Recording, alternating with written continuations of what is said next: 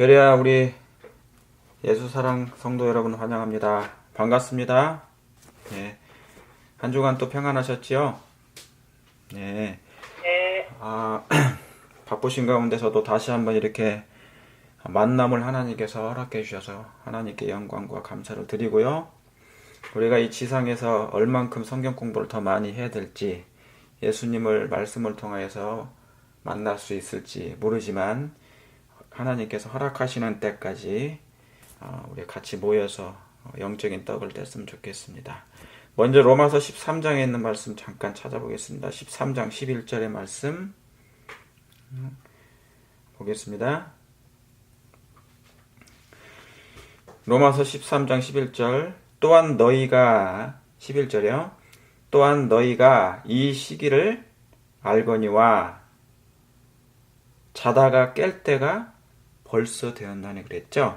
예. 그러니까 여기 보니까 너희가 이 시기를 뭐예요? 예. 알거니와 그랬어요.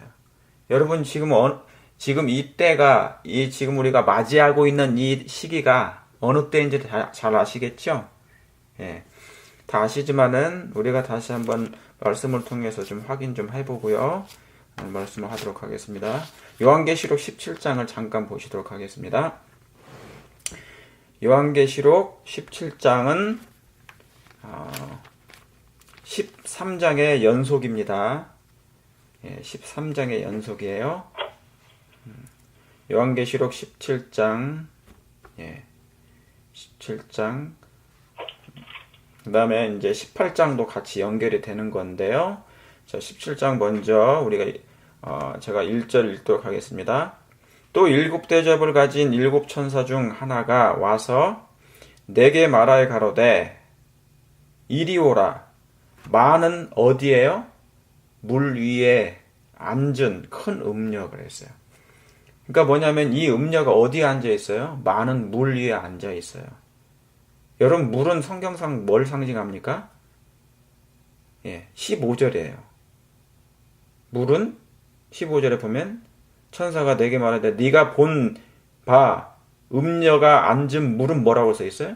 백성과 무리와 열국과 방언들이라고 그랬어요. 그러니까 성경이 성경을 해석해 주죠. 이렇게 성경 공부를 해야, 그리고 구독자들에게 혹시라도 성경이 성경을 이렇게 해석해 준다는 것을 말씀해 줘야 그들이 의심치 않는 것입니다. 많은 물은 뭐냐면 많은 무리에 앉았다, 그 말은 이 세상을 상징하죠.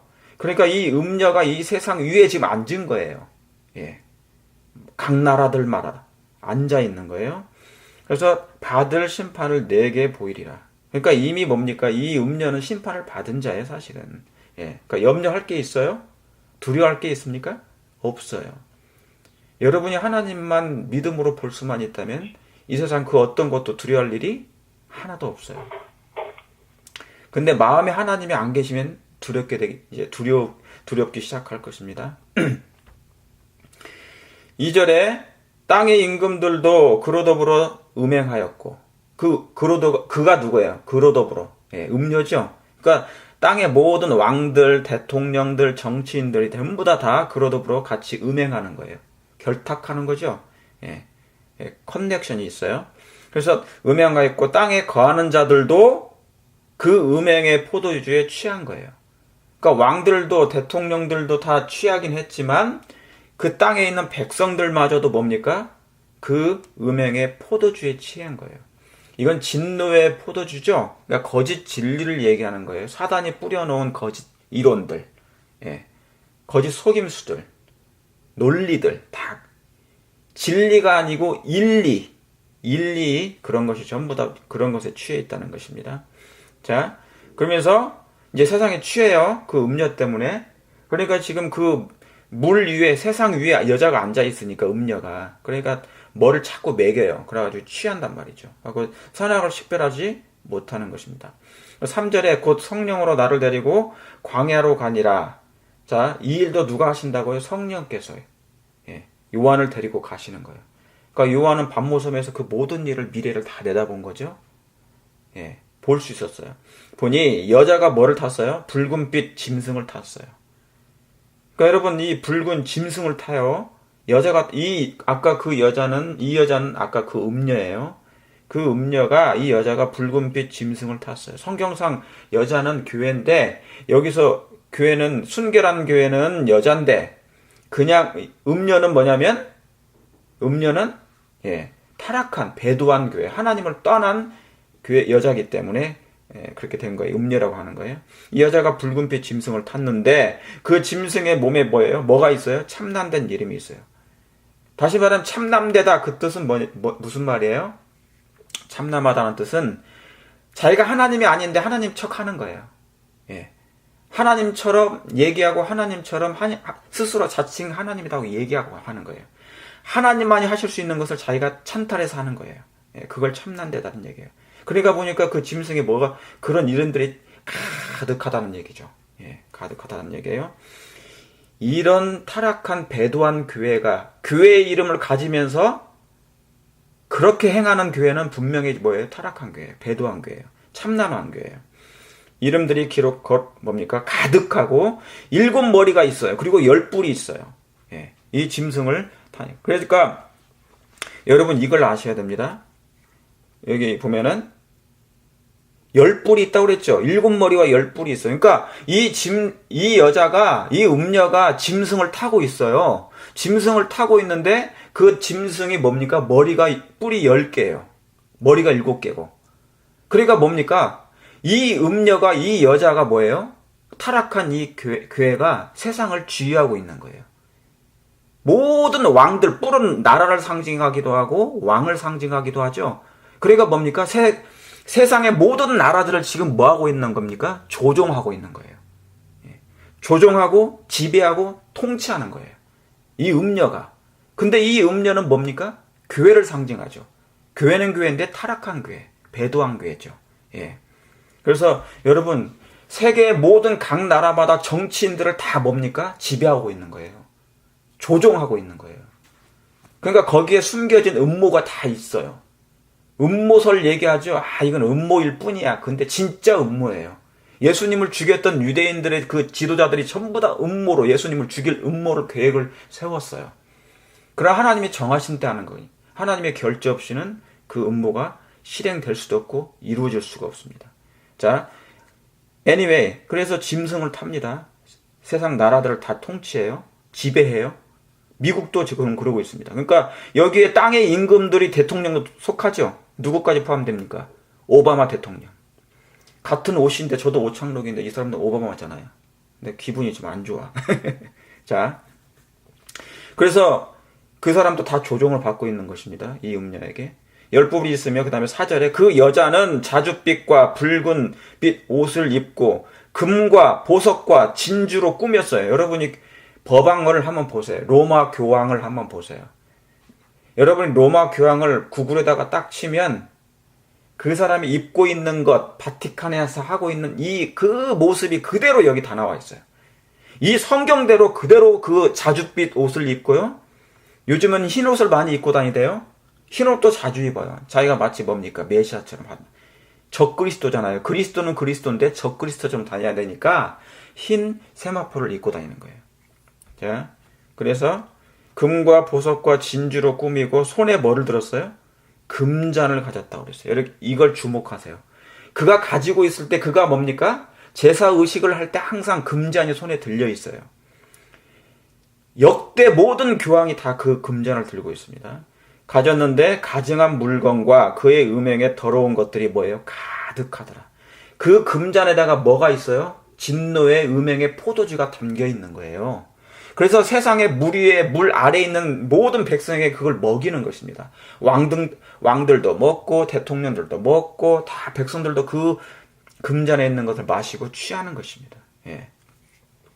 그리고 5절에 그 이마에 이름이 뭡니까? 이마에 이름이 기록되었으니 뭐라고 했어요? 비밀이라. 이게 비밀이에요. secret. 그러니까 세상에 나중에 과거에는 몰랐는데 서서히 이 비밀이 이제 뭡니까? 드러나고 있어요. 하나님께서 오픈하시는 것입니다. 큰 바벨론이라 땅의 음녀들과 가증한 것들을 뭐라고 그래요? 어미, 마더라고 그랬습니다. 마더. 그러니까 자기가 뭡니까? 이 캐톨릭은 스스로 마더 처치라고 그래요. 그래서 이 캐톨릭에서부터 모든 교회가 다 파생됐다고 합니다. 파생되어 나왔다고 얘기하는 거죠. 자, 이 금잔에 대해서 잠깐 손가락 끼세요. 금잔에 손가락 끼시고 예레미야를 보겠습니다. 이사야 51장입니다. 이사야 51장 보시겠습니다. 이사야 51장 7절입니다. 이사야 51장 7절. 여러분이 여기만 봐도 이제 그 말씀이 나와요. 죄송합니다. 예레미야네, 예레미야. 제가 예레미야 51장입니다. 죄송합니다. 예레미야 51장. 자, 7절 바벨론은 그랬죠? 거기에다가 사실 적어 놓으시면 돼요. 계시록 17장 그 옆에다가 아까 5절 옆에다가 이걸 해 놓으시면 돼요. 7절에 바벨론은 여호와의 수중에 뭐예요? 뭡니까? 세계로. 예, 온 세계로 취케하는 뭐예요? 금잔이라고 그랬어요. 예, 금잔이라고 그랬죠. 금잔이라 열방이 그 포도주를 뭐하고요? 마시고 인하여 미쳤도다 했어요. 그러니까 사실은 요한이 계시받았던 그 계시는 사실은 어디에 있는 말씀을 그대로 그냥 받은 거예요? 예.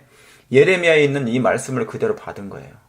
그러니까 그 당시에도 그랬지만 이 마지막 때도 뭡니까? 그랬단 얘기죠. 왜요? 유대인들이 그 당시에 남방 유다가 바벨로니아에게 멸망을 당했기 때문에 그 전에 있는 기별이거든요. 제발 좀 뭐하라. 하나님의 말씀에 순종하고 그 나라의 왕에게 복종하라 그랬잖아요. 그렇죠. 예레미야가 그렇게 호소했습니다.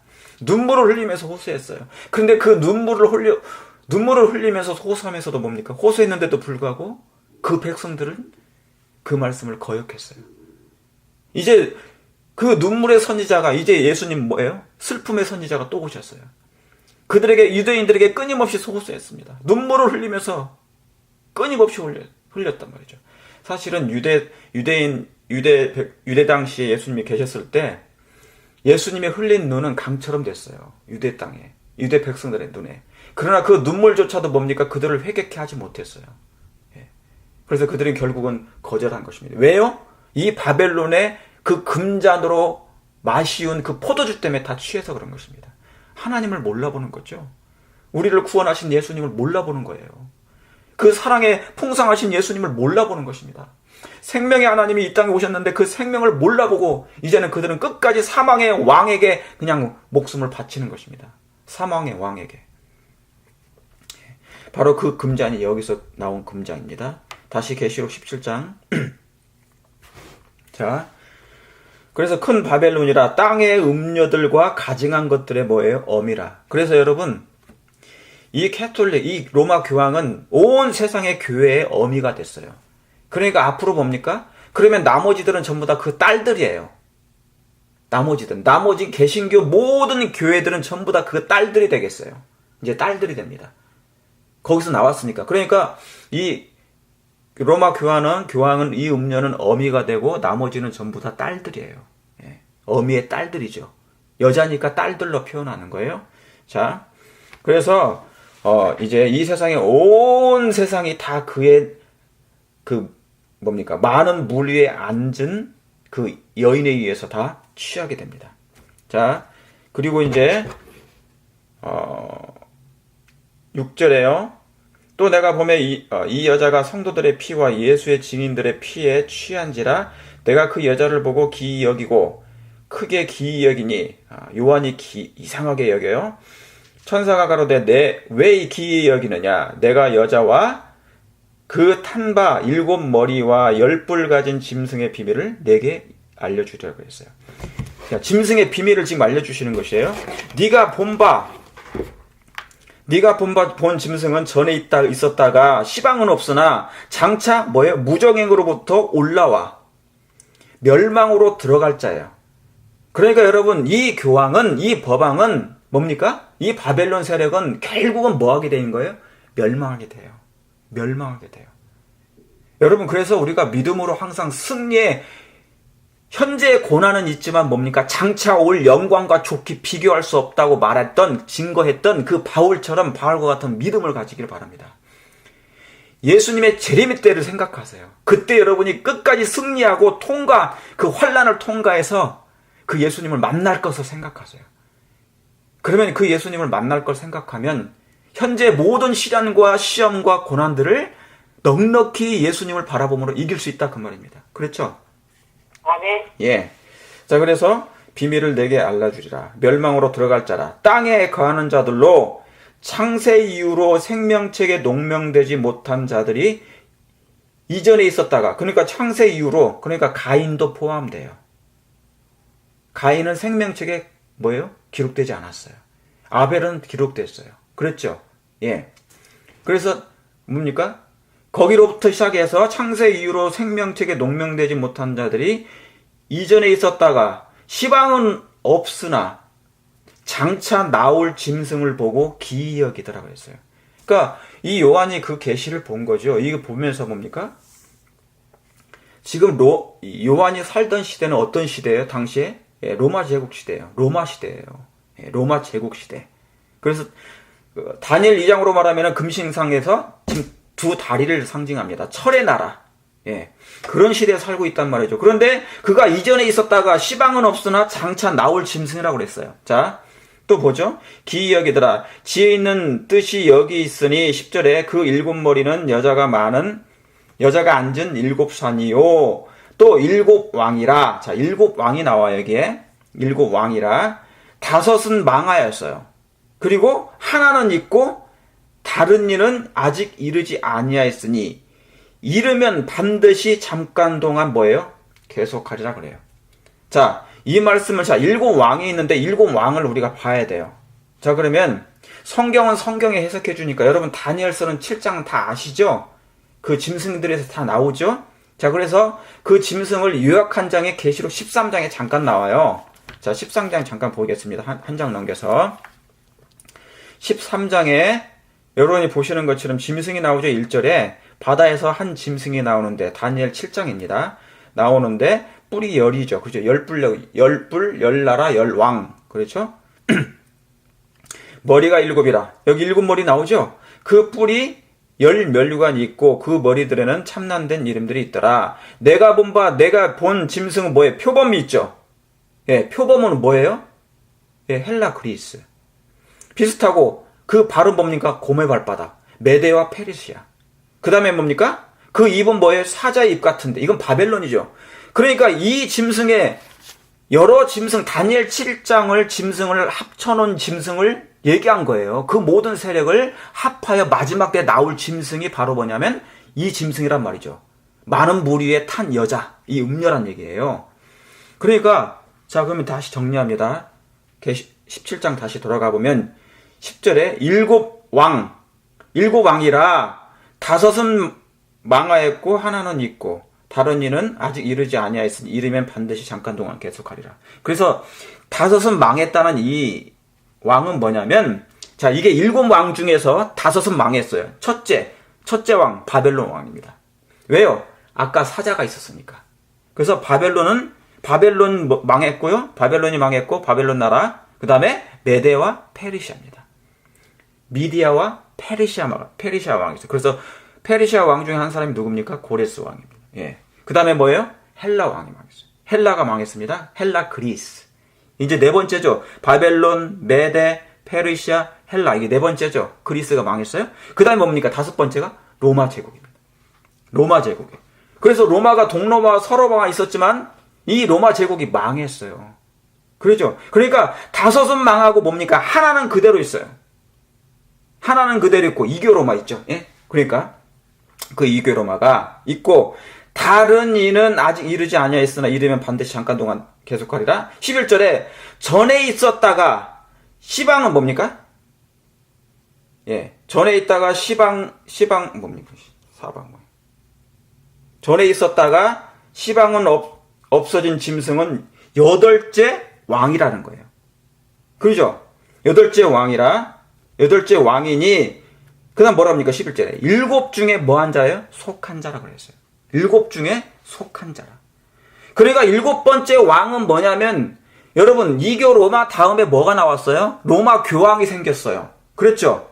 그래서 로마 교황이 이제 여기 나온 것처럼 전에 있었다가 시방은 없으나 8번째 왕으로 다시 나타난다는 얘기죠. 그 말은 뭐냐면 죽었다가 다시 살아난다는 거예요. 부활한다는 얘기죠. 이 왕이 8번째 왕이란 말이죠. 그러니까 7번째 있었던 그 왕이나 8번째 있던 왕이나 같은 왕이에요. 예, 같은 왕. 바로 로마 법왕권이란 말입니다. 예. 그래서 1798년에 죽었던 짐승이 다시 살아난 것을 얘기하는 것이죠. 그래서 7 중에 속한 자라 저가 멸망으로 뭐예요? 들어가리라. 네가 보던 10뿔은 10왕이니 아직 나라를 얻지 못하였으니 다만 뭡니까? 짐승으로 더불어 7 임금처럼 권세를 일시 동안 받으리라. 그러면서 지금 이 8번째 왕이 지금 다시 등장하고 있는 거예요. 그것은 7번째에 속했던 그 왕이나 다름없는 거예요. 이게 계시록 13장하고 연결돼서 하는 말씀입니다. 그래서 역사를 다시 한번 거슬러 올라가면서 요한에게 하나님께서 계시를 주시는 것이에요. 이 왕이 이제 나타날 거라고. 근데 지금 그것이 진행 중에 있다 그 말입니다. 그런데 13절에 저희가 뭐예요? 한 뜻을 가지고 자기의 능력과 권세를 누구에게 줘요? 예, 이 짐승에게 줘요. 그래서 이 10왕들이, 그래서 열국의 왕들입니다. 유럽과 이 미국이 이제 뭡니까? 이 짐승의 모든 권세를 줍니다. 권세를 주고 주더라. 그 다음에 저희가 그 어린 양으로 뭐예요? 더불어 싸워요. 예, 이제 어린 양으로 더불어 싸우려니와 어린 양은 만주의 주요 만왕의 왕이시니 저희를 뭐 할 것인다고? 이길 거란 얘기죠. 그러니까 뭐냐면 여러분, 교황이 세상 모든 권세가 다 세력을 다 합친다 할지라도 누구 한 분을 이기지 못해요? 예, 예수님 한 분을 이기지 못하는 것입니다. 예. 그러니까 우리는 누구한테 붙어 있으면 돼요? 예수 그리스도께 꼭 붙어 있으면 돼요. 예수님은 아담이 범죄하자마자 내려오셨고 아담 곁에 있었어요. 그리고 예수님이 이 땅에 초림하셨을 때 유대인들에게 내려왔단 말이죠. 그리고 예수님을 경외하는 사람을 위해서 뭐예요? 인류를 위하여 예수님이 희생하시고 죽으셨단 말이에요. 그리고 뭐예요? 승천하셨단 말이죠. 우리의 영원한 구원이 보장된 것을 확인해 주시기 위해서 의를 위하여 그분이 승천하시고 의를 위하여 다시 한번 중보하고 계시는 것이에요. 하나님의 영원한 사랑이 이 땅에 이렇게 크다는 것을 보여주실 것입니다. 그래서 예수님이 이기실 것입니다. 그런데 그 유대 땅에 임하신 그 예수님은 이 마지막 때 다시 한번 마지막 백성들에게 임하실 것입니다. 여러분 그걸 믿으십니까? 네. 그 예수님이 그 예수님이에요. 저희를 이기실 터이요. 자, 이 다음 말씀이 더 중요해요. 저희를 이기실 터이요. 또 그와 함께 뭐예요? 있는 자. 그와 함께 있는 자들 곧 부르심을 입고 빼내심을 얻고 진실한 자들은 또한 뭐하리로다? 이기리로다. 예.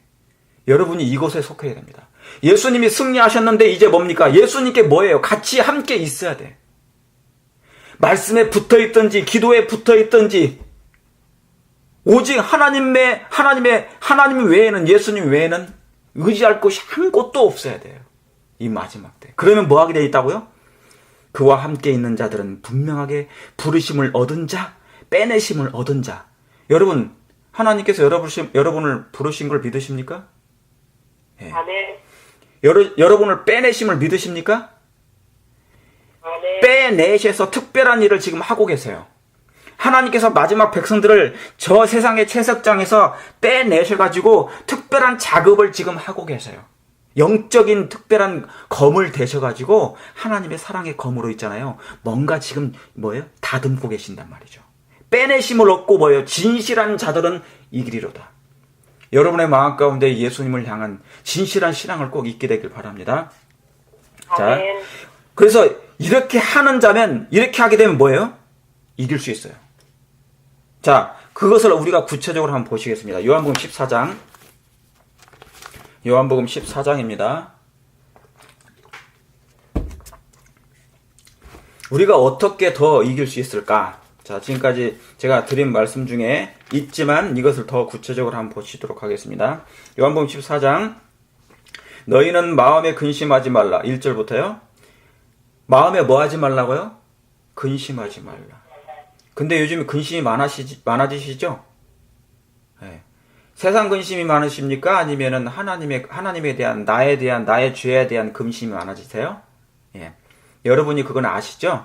내가 100 중에 기울기가 하나님 쪽인지 세상 쪽인지 근심이. 바울은 그 근심이 하나님 쪽이면 회개할 수 있기 때문에 구원받을 수 있다고 그랬어요. 그러나 세상의 근심이 더 많게 되면 우리는 사단에게 취한 거예요. 그럼 빨리 하나님께로 돌아오셔야 됩니다. 자, 그래서 너희는 마음에 근심하지 말라. 하나님을 믿으니 곧 나를 믿으라. 참 예수님이 이렇게 보호정해 주셨어요. 근심하지 말라고. 하나님을 믿되 나를 믿으라. 내가 너희를 위해서 모든 거 다 했지 않느냐. 그거야. 내 아버지 집에 거할 곳이 많도다. 예. 그래서 마지막 때는요, 딱 2가지만 남아요. 사랑과 믿음밖에 안 남아요. 사랑으로 역사는 믿음밖에 없어요. 그래서 여러분, 사랑이 있으면 예수님을 여러분의 손으로 그 믿음의 주 되신 예수님을 꼭 붙잡습니다. 그분과 함께 떨어지지 않고자 하는 것이에요. 예. 환란이 오든 핍박이 오든 박해가 오든 순교가 오든 그분만을 붙잡고 하는 것입니다. 아멘. 예. 내 아버지 집에 거할 곳이 많도다. 그렇지 않으면 너에게 일렀으리라. 내가 너희를 위하여 뭐요? 처소를 예비하러 가노니. 다시 처소를 예비하면 처소가 예비되면 내가 다시 와서 나 있는 곳에 너희도 함께 있게 하리라. 이 말씀이 얼마나 좋은지 몰라요. 저는 이 말씀이 뒷말씀이 더 좋아요. 그러니까 여기 이제 예수님께서 뭐예요? 내가 너희를 위하여 처소를 예배하러 가셨어요. 이 처소가 예비되면 다시 오신다는 거예요. 재림하신다는 거죠. 그러니까 지금 뭐냐면 세상에서 그 어떤 일이 일어난다 할지라도 하나님은 이 마지막 백성들의 마음 가운데 뭐가 이루어져야 됩니까? 처소가 이루어져야 되거든요.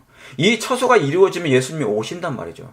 다시 말하면 교황과 세상의 모든 세속적 권력이 힘을 합쳐가지고 하나님의 백성들을 죽이기 전에 뭐가 일어난다는 얘기입니까? 예, 백성들 마음 가운데 처소가 예비되는 것입니다. 처소는 뭘 상징합니까? 성소를 얘기하는 거거든요. 그래서 여러분, 우리가 준비할 유일한 일은, 우리가 이기는 유일한 길은 그분과 함께 있는 것이요. 그게 뭐냐? 처소가 예비되는 일입니다. 여러분 이해하시겠습니까? 처소란 하나님의 성소를 상징합니다. 성소, 하나님이 임재하실, 하나님이 거하실 성소, 처소가 예비되어야 되거든요. 그러면 하나님이 거하시기 때문에 사단이 뭐예요? 침투를 못해요. 그런데 만약에 이 처소가 거하지 않으면 하나님께서 함께하지 아니하시기 때문에 나는 홀로 남습니다. 그러면 뭐예요? 당연히 사단이 나를 뭐예요? 예, 멸할 수 있죠. 예. 공포를 주든지 두려움을 주든지 해가지고 하나님을 배도하게 만들고 떠나게 만들어서 사단을 섬기게 만든단 말입니다. 예, 자, 레위기 26장 보시겠습니다. 레위기 26장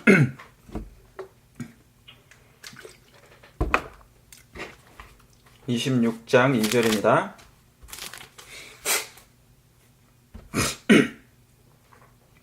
자, 2절에 너희는 나의 뭐를요? 안식일을 지키며 나의 성소를 공경하라. 너희는 나의 안식일을 지키며 나의 성소를 공경하라. 인자는 안식일에 뭐라고 그랬어요? 주인이니라.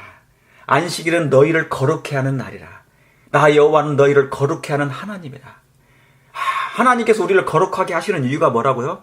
하늘에 적합한 품성으로 만들어 주셔서 나 있는 곳에 함께 있게 하려고, 예수님이 계신 곳에 우리를 데려가시려고 하시는 거예요. 얼마나 사랑의 기별이 담겨 있습니까? 사랑의 마음이 담겨 있습니까? 여기에. 그러므로 안식일 뭐예요? 안식일을 지키며 나의 성소를 공경하라. 그래서 안식일 속에는 뭡니까? 사랑도 들어가 있고 하나님의 마음이 풍성에 담겨져 있고, 그리고 뭐예요? 생명이 들어가 있는 거예요. 생명이. 이 안에 들어가면 우리를 보호하는 모든 게 다 들어가 있단 말이에요. 예, 안식일. 그러니까 여러분 항상 안식 속에 계신 예수님을 의지하면서 안식일을 지키길 바랍니다. 자, 나의 안식일을 지키며 나의 성소를 공경하라 그랬어요. 그랬죠? 그러니까 여러분 여기에 2가지가 있어요. 안식일과 성소입니다. 안식일은 뭐냐면 10계명 중에 하나죠. 자, 계시록 여러분 우리 남은 자손 셋째 천사의 기별이 뭐예요? 하나님의 계명과 예수 믿음을 가진 자라고 그랬죠. 성도의 인내가 여기 있나니 저희는 하나님의 계명과 하나님의 계명과 예수 믿음을 가진 자라. 예. 자, 그랬죠. 그랬죠. 그래서 여기 안식일, 하나는 안식일, 하나님의 계명과 안식일 들어가 있고요. 그 다음에 뭡니까? 성소. 성소를 공경하라. 왜요? 성소는 누구신데요? 하나님이신데. 성소는 예수님이신데. 그래서 예수 믿음이 있는 거예요. 이 말씀이라 그 말씀이라 같은 말이에요. 계시록 14장 거기에다가 써놓으세요. 14장 12절 옆에. 나의 안식일을 지키며 나의 성소를 공경하라. 그러니까 하나님의 율법과 하나님의 계명과 우리의 계명을 계명을 우리의 마음에 새기고 여러분의 마음에 새겨지고, 그리고 뭐예요? 성소 안에 거하는 것입니다. 예수님 안에 거하는 것이에요. 예, 그러면 뭐예요? 흔들림 없이 견고하여 승리할 수 있는 것입니다.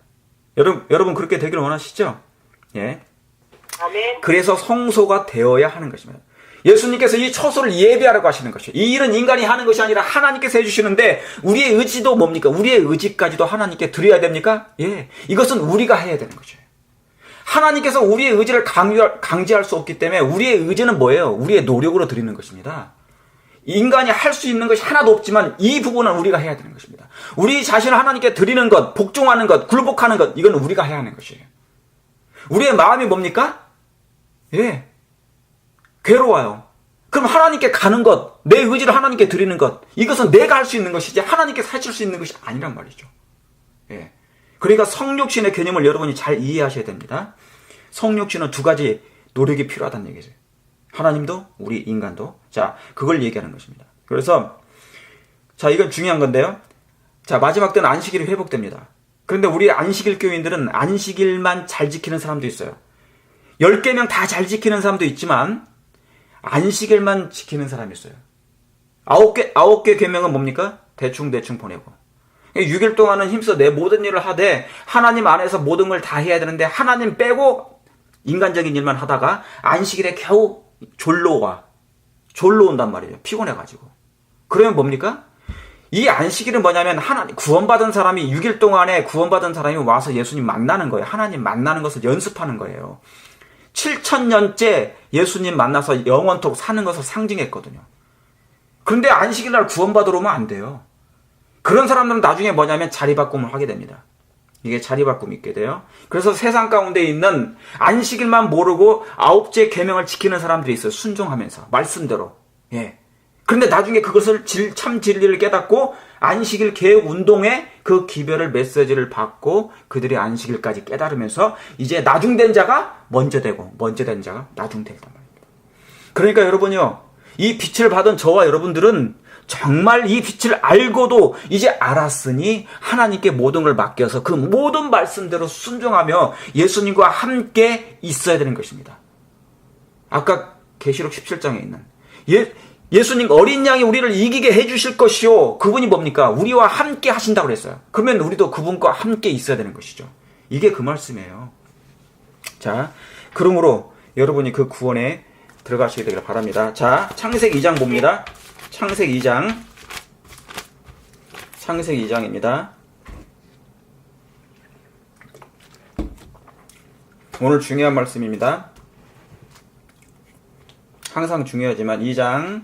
자, 하나님께서 창세기 7절에 2장 7절 여호와 하나님이 흙으로 사람을 지으시고 생기를 그 코에 불어넣으시니 사람이 생명이 된지라 그랬어요. 여러분, 여러분의 그 코에 지금 들락거리는 게 있죠. 예, 이 숨, 하나님의 기운, 이것이 뭡니까? 예, 하나님의 생기라고 생각하시면 돼요. 이제 성령께서 마지막 한 번 더 우리 코에 불어넣으실 것이에요.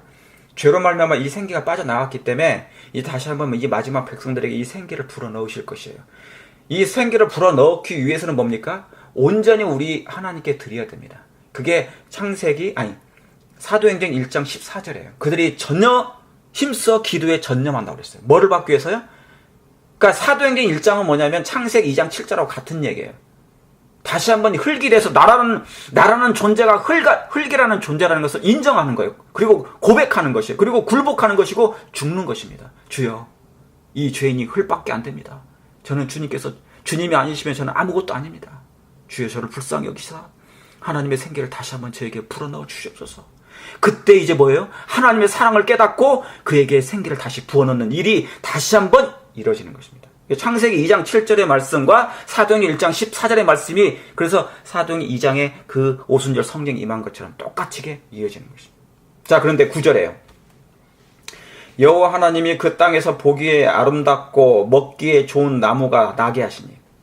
거기에 뭐가 있어요? 예, 동산 가운데 생명나무와 선악을 알게 하는 나무도 있더라 그랬어요. 그랬죠? 여기 두 나무가 있습니다. 에덴의 동산 중앙에, 예, 동산 가운데라고 그랬어요.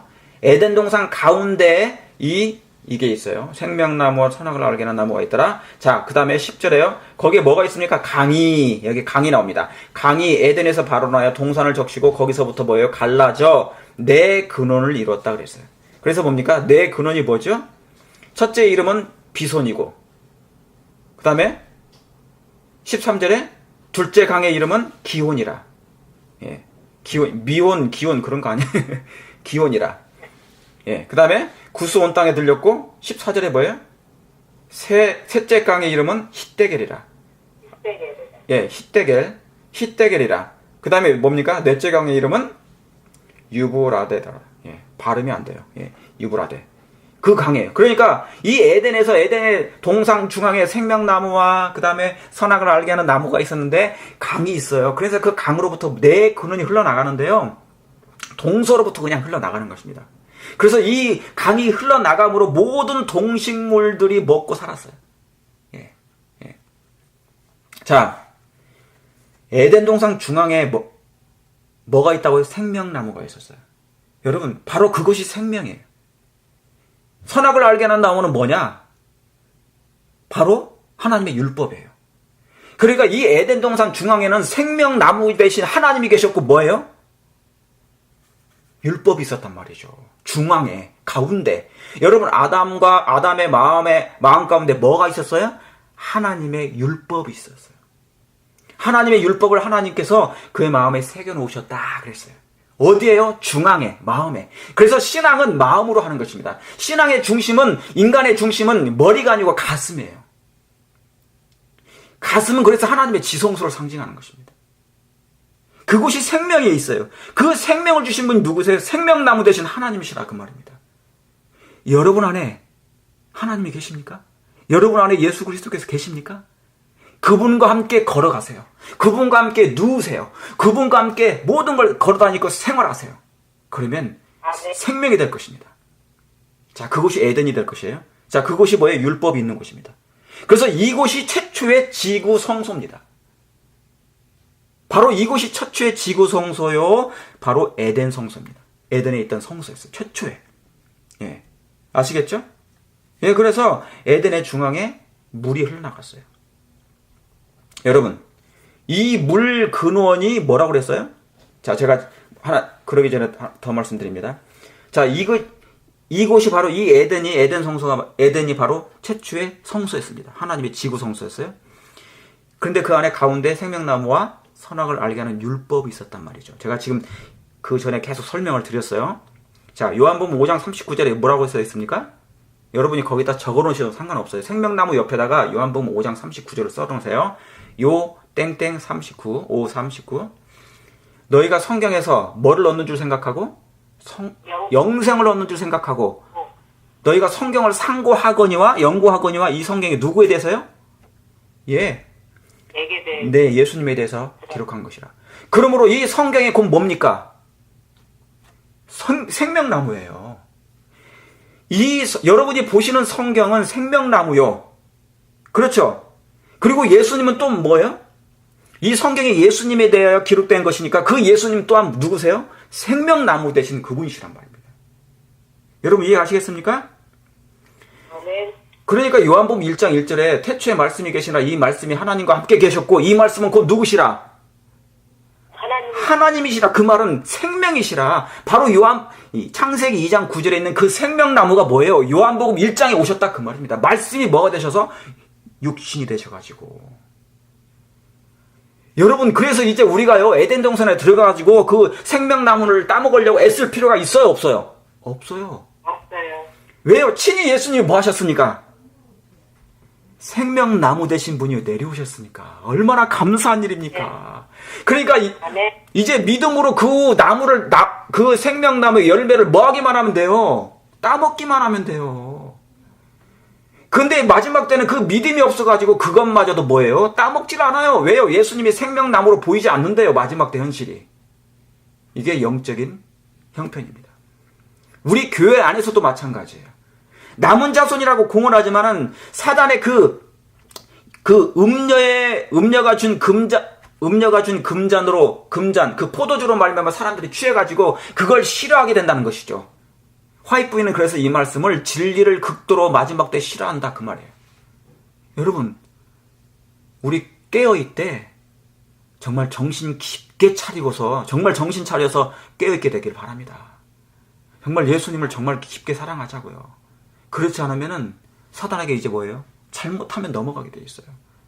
저는 그것이 마음이 아파서 지금 이렇게 그냥 외치고 있는 거예요. 자 여기 또 하나가 있습니다. 내 근원이 있습니다. 내 근원에 그래서 에덴 동산 중앙에서 물이 내 근원으로 이렇게 흘러나갔어요. 첫째는 기온, 그다음에 뭡니까? 기온, 비손, 히데겔, 기온, 유브라데. 자, 여러분 한문으로 밭전자 있죠? 밭전자. 예, 이 밭전자가 가운데 이렇게 십자로 돼 있잖아요. 이게 뭐냐면 에덴 동산을 상징해요. 예, 그래서 이게 평화로울 밭이라고 했어요. 이 에덴에 죄가 들어오기 전에는 평화로울 밭이었어요. 동산이었어요. 밭전자가. 그래서 이 네 근원으로 나눠져 있죠. 십자로. 물이 강이 흘러나갔다는 얘기입니다. 가운데에서 동상 중앙 가운데에서 이렇게 네 근원으로 흘러나갔다는 얘기예요. 비손, 히데겔, 기온. 자, 기온은 뭔 뜻이냐? 비손이라는 뜻은 무슨 뜻이냐면 차고 넘치다는 뜻이에요. 차고 넘치다. 예, 막 뛴다. 차고 넘치다. 그 다음에 기온은 뭐냐면 은혜. 막 은혜가 넘쳐요. 그 다음 뭡니까? 히데겔은 뭐냐면 급하게 흐르되 결실하다. 결실, 그런 뜻이에요. 그 다음에 유브라데는 뭐냐면 능력이라는 뜻도 있지만은 달달한 뜻이에요. 하나님의 말씀이 답니까? 하나님의 말씀이 달아요. 네. 하나님의 말씀이 은혜가 충만합니까? 은혜가 충만합니다. 하나님의 말씀이 우리 안에 언젠간 열매를 맺습니까? 히데겔입니다. 하나님의 말씀이 차고 넘칠 때가 있습니까? 충만합니다. 이게 바로 거기서 나오는 것이에요. 그래서 에덴에서 뭡니까? 그 강이 흘러나와서 온 세상의 구석구석 에덴의 은혜의 강물이 구석구석까지 흘러 넘쳐서 모든 생명체들이 살아 움직였단 말이죠. 여러분, 이 말씀은 놀라운 하나의 예화입니다. 상징입니다. 표상입니다. 여러분, 에덴의 뜻이 뭐예요? 시간이 이렇게 갔네. 큰일 났네. 자, 에덴의 뜻이 뭐예요? 기쁨, 즐거움이란 뜻이에요. 그런데 죄가 들어오자마자 뭐가 사라졌어요? 예, 기쁨, 즐거움이 사라졌어요. 다시 말하면 에덴이 무너졌다는 얘기입니다. 예, 그 정신이 사라진 거예요. 그러니까 우리는 잠시 기쁠 뿐 금세 또 근심하잖아요. 예, 그래서 오직 하면 바울이 항상 기뻐라는 그 항상이라는 단어를 거기다 넣어놓은 거예요. 아시겠죠? 예, 항상 기뻐하라. 예수님을 붙잡지 않는 한 항상 기쁨이 사라져요. 왜? 우리는 세상에 이 어두운 가운데 살고 있기 때문에. 예수님 안에서 내가 다 이루었다, 염려하지 말라, 그 말씀을 생각할 때는 기쁨이 있어요. 자, 그래서 죄가 들어온 이후에 이 기쁨과 즐거움이 우리의 마음밭에서 사라졌습니다. 마음에서. 왜요? 하나님의 율법이 깨졌기 때문에 사라졌어요. 공간, 빈, empty가 된 것입니다. 그래서 공허합니다. 그래서 창세기 1장 2절이 돼버렸어요. 땅이 공허하고. 그래서 혼돈합니다. 그래서 근심하게 돼요. 이 상태예요. 죄가 들어와가지고. 그래서 에덴이 없어져서 그런 것입니다. 그래서 하나님께서 노아 홍수 전에 뭐예요? 이 지상에서 에덴을 철수시킵니다. 그래서 지구상에 그 에덴을 이제는 뭐예요? 더 이상 눈으로 볼 수가 없게 됐어요. 그 에덴을 더 이상 눈으로 볼 수가 없게 됩니다. 그래서 하나님께서는, 자, 에스겔 11장 다시 봅니다. 에스겔 11장. 에스겔서 11장 16절입니다. 16절.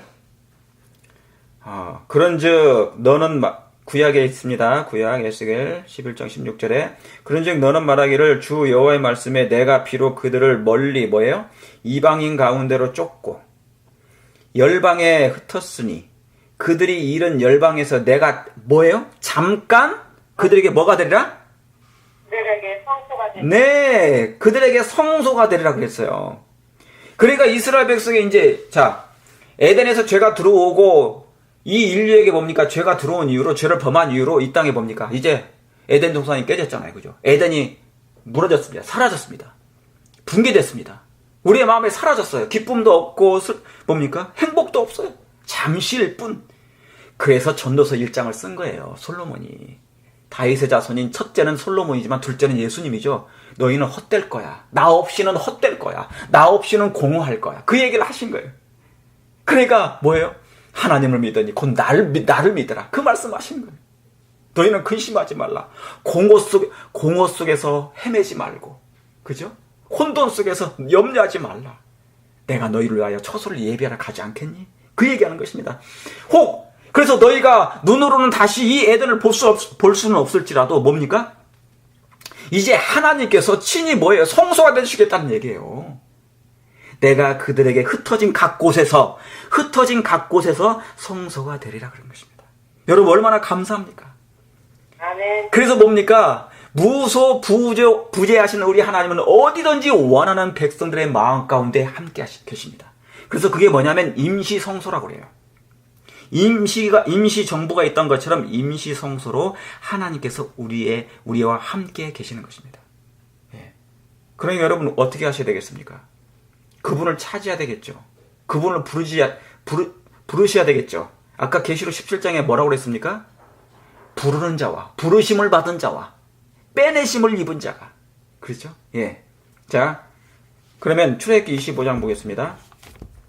그래서 그때로부터 하나님께서는 이제 우리 인간의 눈으로는 그 에덴을 만날 수가 없어요. 볼 수도 없어요. 만질 수도 없어요. 느낄 수도 없어요. 그래서 뭐를 하냐면 하나님께서 친히 성소를 뭐예요? 당신이 움직이면서 이제 각 시대마다 다니면서 당신의 성소가 보여주는 것입니다. 예수님을 통하여, 하나님을 통하여, 능력을 통하여, 하나님의 빛을 통하여, 말씀을 통하여 이제 성소가 무엇임을 보여주십니다. 자, 출애굽기 25장 출애굽기 25장을 보시도록 하겠습니다. 여러분 이 말씀 다 아시는 말씀이에요. 8절에 출애굽기는 몇 장까지 나와 있습니까? 모세가 몇 살 때 광야에 도망갔어요? 40장. 40살. 거기서 몇 년 동안요? 40년. 그리고 뭐예요? 이스라엘 백성을 몇 년 동안 인도했습니까? 40일. 다 아시죠 이제. 노왕수가 비가 며칠 동안 내렸어요? 예수님이 금식을 며칠 하셨어요? 예, 예수님이 지상에서 부활하시고 난 다음에 며칠 동안요? 40일. 예, 다 40일이죠, 그죠? 자, 그러면 출애굽기 총 몇 장이라고요? 40장. 40장. 그 정 가운데가 뭐예요? 20장. 20장. 그게 뭡니까? 여기. 십계명. 하나님의 율법이죠. 아까 에덴 동산 중앙에 가장 중요한 게 뭐가 있다고 그랬어요? 생명나무와 동산 가운데 생명나무와 뭐가 있다고 그랬어요? 하나님의 선악을 알게 하는 나무예요. 선악을 알게 하는 나무. 근데 죄로 말미암아 그 선악을 알게 하는 나무로 범했죠. 우리 마음 가운데 죄가 들어와서 뭡니까? 태어날 때부터 우리는 마음에 뭐가 없어요? 율법이 없어요. 이게 깨져버린 거예요. 없어져 버린 거예요. 그래서 에덴이 사라진 거예요. 그래서 예수님이 오신 이유는 뭐냐면 다시 한번 그것을 다시 심는 일이에요. 생명나무와 뭐를요? 선악을 알게 하는 나무를 우리의 마음에 심는 일이에요. 그거 심으러 오셨단 말이죠. 이해하시겠습니까? 그러니까 출애굽기에 가장 중요한 것은 뭐냐면 이 두 가지예요. 출애굽기 20장의 십계명을 이제 뭐예요? 그 십계명 그것만 있으면 어떻게 돼요? 안 되죠. 이제 이 십계명을 이 율법을 다시 넣는 선악을 알게 하는 나무를 다시 넣는 그 장소가 뭐냐면 그게 성소예요. 그래서 출애굽기 25장에 있는 것입니다. 그래서 출애굽기 25장부터 이 성소를 짓는 얘기가 40장까지 나와요. 이 짓는 것이 완성이 되면 뭡니까? 하늘에서 영광의 군음이 내려온단 말이에요. 그래서 사업이 맞췄어요. 출애굽기가. 여러분 이것은 놀라운 표상이라고 그랬죠? 자, 8절.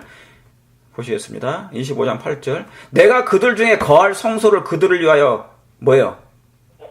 나를 위하여 짓되 무릇 내가 내게 보이는 대로 장막의 식양과 그 기구의 식양을 따라 지을지니라. 그러니까 하나님께서 모세에게 뭘 보여주셨어요? 하늘의 성소를 보여주셨어요. 식양을 그대로 다 지으라고 보여주셨단 말이죠. 그러니까 내가 너에게 뭐예요? 거할. 나 너하고 같이 살고 싶다는 얘기예요. 아담아, 도망가지 말고 내가 너와 왜 도망가느냐? 왜 피하느냐?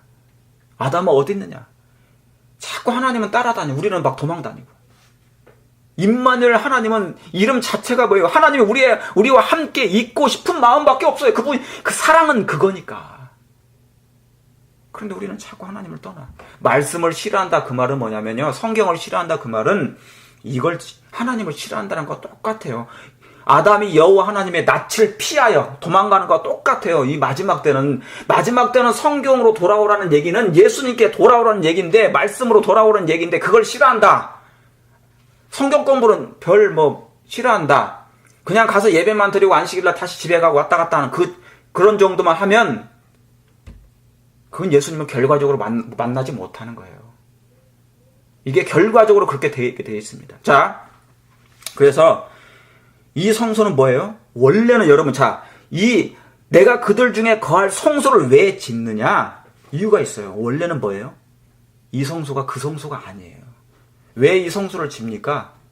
왜 이걸 지으라고 지으라고 명령하십니까? 하나님께서. 원래는 이 성소가 아니에요. 원래는 어떤 것인데, 이 성소가? 에덴 성소거든요. 에덴에 있는 하나님의 그 에덴 동산의 중앙에 있는 그걸 알려주려고 한 거예요. 그런데 죄로 말미암아 그 에덴을 잃어버렸잖아요. 깨졌잖아요. 마음에서 사라졌잖아요. 그래서 우리의 마음이 공허하잖아요. 허전하잖아요. 그래서 항상 뭐를 그리워합니까? 뭔가를 그리워해요. 아무리 세상 것으로 채운다 할지라도 우리의 마음을 다 채울 길이 없어요. 왜요? 그때 그걸 잃어버렸으니까. 그게 뭡니까? 그게 에덴의 우리 집이거든요. 내가 그래서 뭡니까? 내가 너희를 위하여 처소를 예비하러 가노니 너희는 마음에 근심하지 말라. 내가 그 본향을 너희에게 이제 뭐예요? 가져다 주겠다. 그 얘기 하신 거예요. 그래서 뭐냐면 희미하지만은 이제 너무 세월이 흘러가지고 그 에덴을 완전히 다 잃어버렸잖아요. 노아 홍수 이후에. 그래가지고 이제 출애굽 때 뭡니까? 그 전에도 성소가 있었지만 출애굽 때 본격적으로 보이는 성소를 한 것입니다. 그래서 이 성소를 지으라 명령하시는데 이게 바로 뭐냐면 에덴을 상징했다 그 말입니다. 이해하시겠습니까? 아멘. 그래서 이 성소를 나를 위하여 지으란 이 말씀은 에덴을 상징했고 하늘 성소를 얘기했단 말이죠. 여기에 가장 중요한 게 뭐였다고요? 생명나무와 선악을 알게 하는 나무인 것처럼 십계명과 그 장소, 성소를 지으라 얘기한 것입니다. 그래서 출애굽기에서 가장 중요한 것은 그 두 가지예요. 십계명과 하나님의 율법인 몸, 장소. 장소는 여러분의 몸입니다. 몸. 하나님의 성전인 몸이래요. 그래서 예수님께서 마태복음 보면 내가 뭡니까? 요한도 그랬죠? 침례 요한도. 뭐가 가까웠느니라? 천국이 가까웠느니라. 예수님이 뭐라고 하세요? 내가 하나님의 나라를 어떻게 뭘로 비유할꼬? 왜요? 사람들이 다 그 하나님의 나라를 몰라요. 뭔지를. 천국은 마치 왜요? 사람들이 천국을 경험을 한 적이 없거든요. 뭔지도 모르고 알지도 못하고 보지도 못하고. 왜요? 언제 이후로 못 봤어요? 아담이 타락한 이후로 에덴을 잃어버렸고 마음에서 기쁨이 사라졌고 즐거움이 사라졌어요. 그리고 뭡니까? 노아 홍수 이후에 그 에덴이 사라졌기 때문에 그때로부터 이 본향을 그 집을 아버지 계신 집을 몰라요. 몰라보는 것입니다. 다 우리의 마음에서 잃어버린 것입니다. 하나님께서 이 땅에 예수님께서 오신 이유는 그 영원한 보좌, 영원한 집인 에덴 동산을, 에덴의 성소를 우리에게 다시 한번 알려주려고. 그게 바로 뭔데요? 우리의 본향의 집이란 말이죠. 우리의 천국이란 말이죠. 원래 우리의 시조가 살았던 그 에덴 집. 여러분, 우리가 돌아가는 곳은 바로 거기란 말입니다. 회복이라는 건 뭐예요? 원래 나왔던 곳에서 다시 들어가는 곳. 히브리서 보시겠습니다. 히브리서 11장입니다.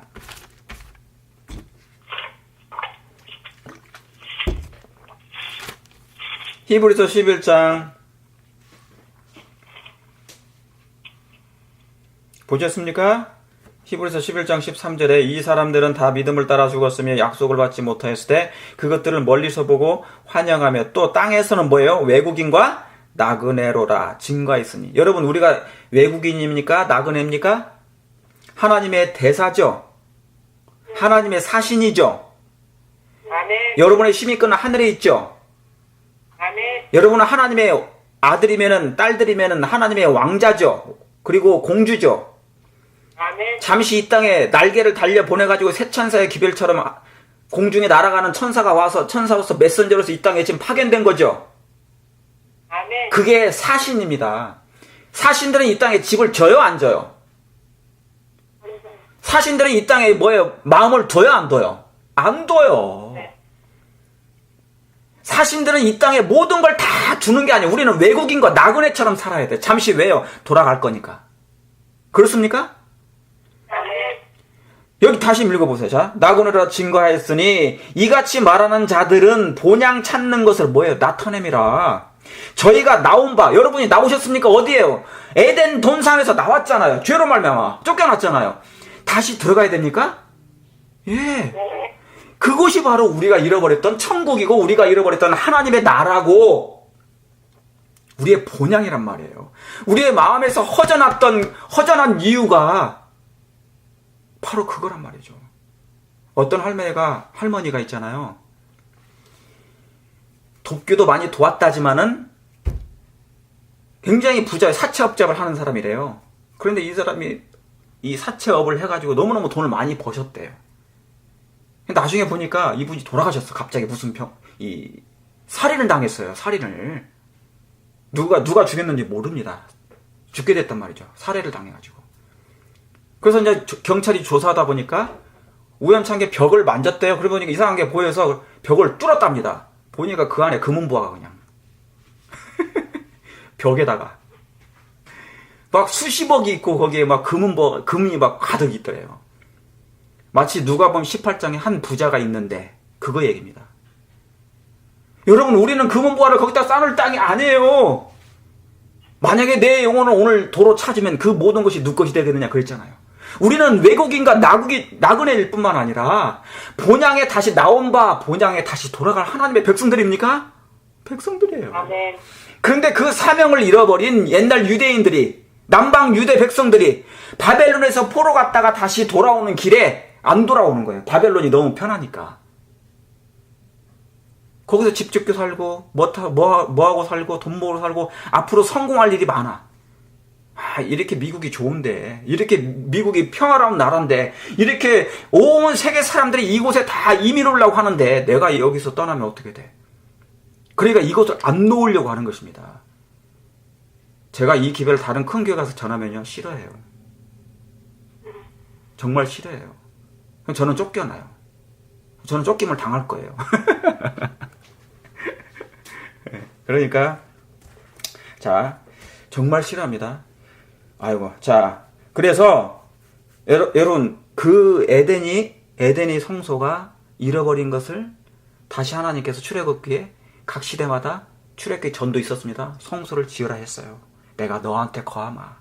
그래서 다시 그 생명나무와 그걸 다시 회복시켜 줄게. 자, 그 말씀을 하신 거예요.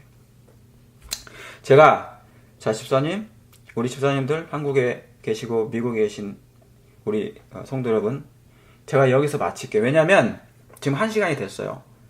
제가 이걸 하면 더 시간이 걸려요. 제가 오늘 다 할 줄 알았는데 다 못하게 됐어요. 제가 다음 주에 연기를 하도록 하겠습니다. 이해해 주시고, 더 하게 되면 좀 또 늘어질 것 같아서 제가 다음 주에 한번 복습하면서 이 말씀을 더 하도록 하겠습니다. 성도 여러분이시여, 다음 주까지 예, 다음 주 하도록 하겠습니다. 그러면은 아무쪼록 하나님의 사랑과 은혜가 우리 마음 가운데, 여러분 마음 가운데 이 놀라운 기별을, 그리고 마지막 기별을 깨달으시고, 이제 사단과 그 약한 대제들이 연합하여서 하는 일이 뭐가 있다고 그랬어요? 예, 그들은 이제 뭐냐면 8째 왕이 등장했어요. 그리고 모든 권세를 그들에게 다 주었습니다. 그런데 우리가 유일하게 할 수 있는 게 뭐예요? 할 수 있는 게 아까 뭐라고 말씀드렸습니까? 어린 양 어린 양은 만주해 주시오 만왕의 왕이시오 저희를 이기실 터이요. 또 그와 함께 있는 자들, 저와 여러분들 아니겠습니까? 부르심을 입고 빼내심을 입고 진실한 자들은 뭐 한다고? 이길 것이요. 사랑하는 성도 여러분, 우리 스스로는 이길 수 없습니다. 여러분은 혼자는 이길 수 없습니다. 그러나 하나님은 이기게 해주십니까? 이기게 해주십니다. 아담의 하나님, 모세의 하나님, 야곱의 하나님, 요한의 하나님, 이 마지막 미말에 살아가고 있는 마지막 백성들의 하나님, 바로 여러분의 하나님이 되셔서 그와 함께 있는 자들은 이제 부르심을 얻었습니다. 이제 마지막 때 끝까지 빼내심을 얻기를 바랍니다. 왜요? 왜 그런 줄 아십니까? 청함을 입은 사람은 많대, 택함을 입은 사람은 적대요. 저와 여러분은 지금 안식일 교인들은 청함을 입긴 했어요. 하나님의 초청장을 받기는 했는데 뭐예요? 택하심을 끝까지 입느냐, 이게 더 중요하거든요. 하나님의 에덴 동산에 에덴이 회복되기를 하나님 원하십니다. 그런데 이 에덴 안에 가장 가운데 동상 중앙에 뭐가 특별히 있어야 되거든요. 제가 다음 주에 이 말씀을 이어서 하겠습니다. 그러므로 진실되게 그리스도인으로서 승리하시는 꼭 저와 여러분들 되시길 바랍니다. 아멘. 오늘 여기서 마치겠습니다. 기도하겠습니다. 하늘에 계신 아버지 하나님, 우리 사랑하는 성도님들을 주님께서 끝까지 참된 진리 안에서, 예수님 안에서 아버지여 주님과 하나 되게 하시고 말씀으로 거듭나고 성령으로 다시 한번 우리 안에 잃어버린 하나님의 에덴 동산을 회복시켜 주시옵소서. 그래서 아버지여 생명나무와 선악을 알게 하는 나무인 그 하나님의 생명의 법이 우리 안에 다시 한번 회복되고 세워질 수 있도록, 그 두 나무가 우리 안에 심겨질 수 있도록 역사해 주시옵소서. 아멘. 예수 그리스도 이름으로 간절히 기도드리옵나이다. 아멘. 아멘.